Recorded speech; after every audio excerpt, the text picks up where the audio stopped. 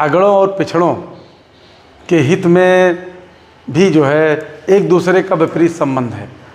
अब हम लोगों को ये बात समझने की ज़रूरत है कि अगर हम पिछड़े हैं और वो लोग अगड़े हैं तो हमारी उनकी समानता नहीं है।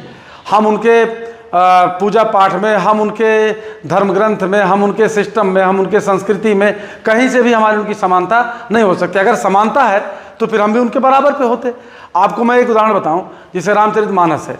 रामचरितमानस में सवर्णों को श्रेष्ठ घोषित किया गया है, ब्राह्मणों को श्रेष्ठ घोषित किया गया है, हमारे लोगों को नीच घोषित किया गया है। तो भाई उनके लिए रामचरितमानस अच्छा है, वो उसको जो है दिल से लगाए रहें, उसका जो है जितना चाहें उतना महिमा मंडन करें। लेकिन हमारे लोगों के लिए तो विरोध में बात किया गया है, हमको नीच और हीन घोषित किया गया है। इसी तरह मनुस्मृति है, मनुस्मृति में उन लोगों को श्रेष्ठ घोषित किया गया। तो भाई अच्छी बात है, उसको उसका प्रचार प्रसार करें, उसका महिमा मंडन करें।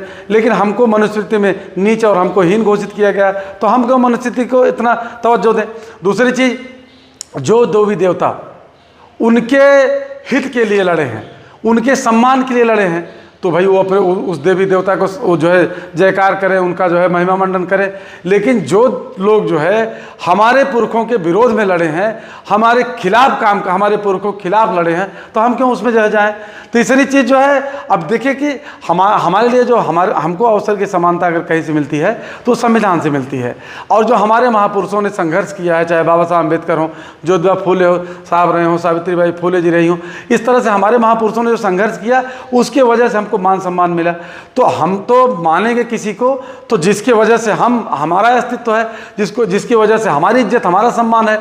उनको जिसकी वजह से उनका सम्मान, उनकी श्रेष्ठता है, वो लोग माने, बिल्कुल नो, अब मुझे कोई दिक्कत नहीं।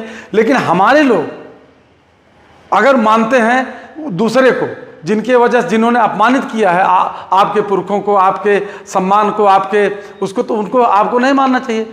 हमको तो अपने लोगों को मानना चाहिए। ये चीज़ हमको बहुत गंभीरता से विचार करने की ज़रूरत है, समझने की ज़रूरत है।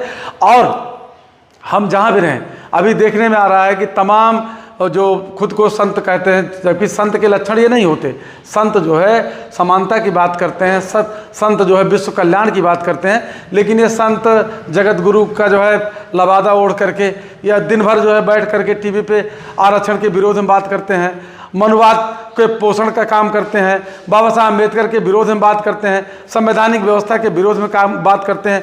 ऐसे लोग हमारे आदर्श नहीं हो सकते। और ऐसे लोगों को हम लोग किसी भी दशा में मान सम्मान, मतदान या इनको किसी भी तरीके से दान दक्षिणा देने का काम हमको नहीं करना चाहिए।